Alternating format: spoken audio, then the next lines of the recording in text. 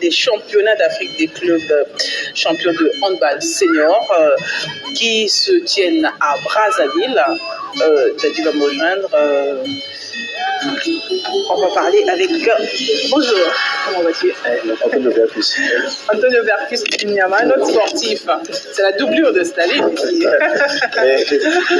Tu sais, oui, pour la petite histoire, hein, oui. Quand il était au numéro 10, oui. Ouais, moi j'étais au milieu de terrain. On était tous au milieu de terrain, mais moi j'étais au numéro 6. Ah bon? Donc ouais, il est devant moi. J'étais toujours parmi les meilleurs. J'étais toujours parmi les meilleurs. Parfait. Un rêve pour certains, mais qu'est-ce qui se passe? Mais c'est ça, quand Daddy cherche des bonnes nouvelles. C'est ça l'on dit. C'est ce qu'on souhaite tous, oui, que le championnat soit professionnel. Déjà, les présidents de Ligue 1 et Ligue 2 vont signer avec la société qui a pris le championnat congolais pour chercher à professionnaliser notre championnat. C'est déjà une nouvelle et une bonne nouvelle parce que on a beaucoup d'écrits ici, le championnat congolais. Nous sommes restés longtemps dans cet état. Et voilà, donc c'est une lumière. Les championnats d'Afrique des clubs, champions de handball senior, hommes et dames. Comment ça se passe déjà?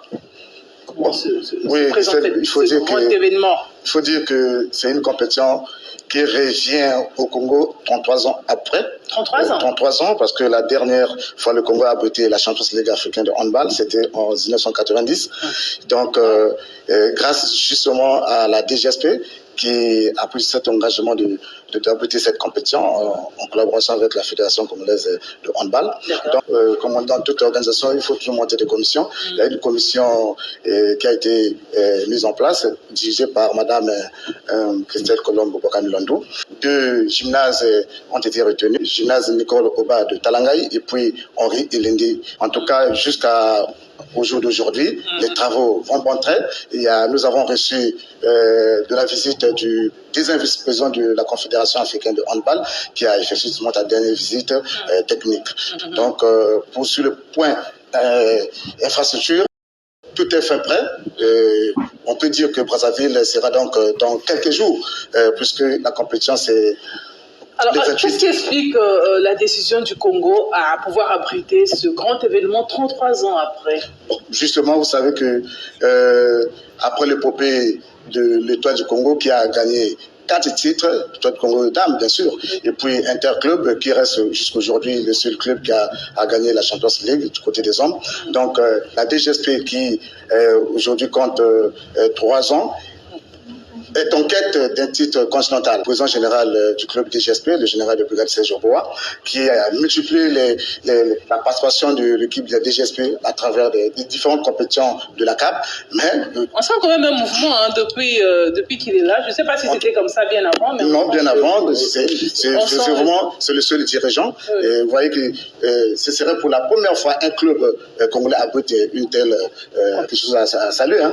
Donc, il faut retenir que le Congo, en termes d'infrastructure, quand nous avons abrité les Jeux africains en 2015, vous savez que c'est grâce justement à cette compétition que nous avons bénéficié de toutes ces infrastructures donc modernes.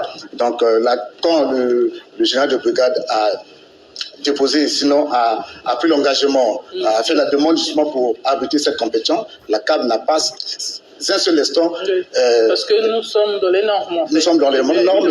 Ils sont passés ici. Déjà que nous avons des infrastructures, oui. Nous sommes obligés. C'est-à-dire que ces infrastructures doivent vivre. Bien parce sûr.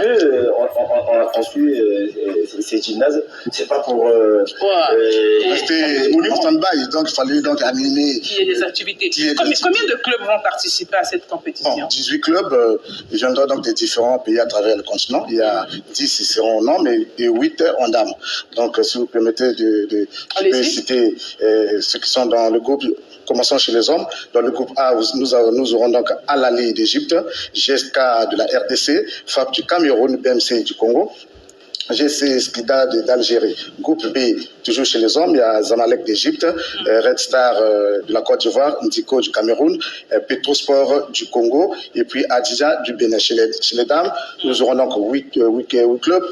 Dans le groupe A, y aura donc Primero d'Agosongo, c'est l'équipe tenante du titre, et Al-Ali d'Égypte, Ndiko du Cameroun, Grain de Sel du Congo. Dans le groupe B, il y aura Petrosport, c'est l'équipe la plus titrée, avec 19 titres, et puis DGSP du Congo, le club hôte de la compétition, FAB du Cameroun et Bandama de la Côte d'Ivoire. Parfait.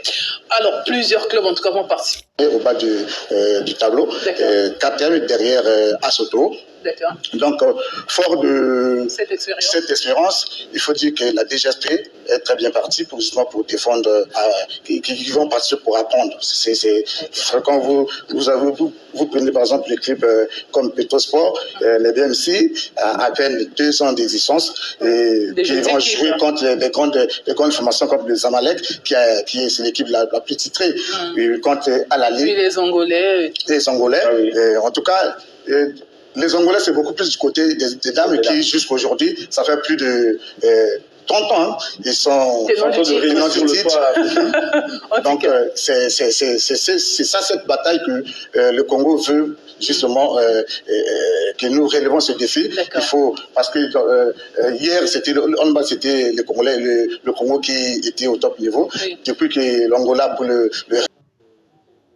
Moi j'ai une question. Oui. Est-ce que c'est un format habituel ou c'est inhabituel? Est-ce que ce sont en général les clubs qui organisent les Ligues des Champions ou ce sont les pays qui le font? Bon, hier organisé, surtout que si vous avez votre portefeuille... c'est bien. Au niveau de handball, c'est pas comme au football. Sinon, moi j'ai une équipe là, c'est seulement du côté des messieurs, avec le handball chez les messieurs. C'est vrai, aujourd'hui, on voit le Congo se progresser au niveau des hommes, mais aller en compétition africaine de grande envergure, je pense qu'on doit être clair, comme Antonio a pu souligner, on va pour essayer de montrer de quoi est-ce qu'on est capable. Comme il a dit, de titiller les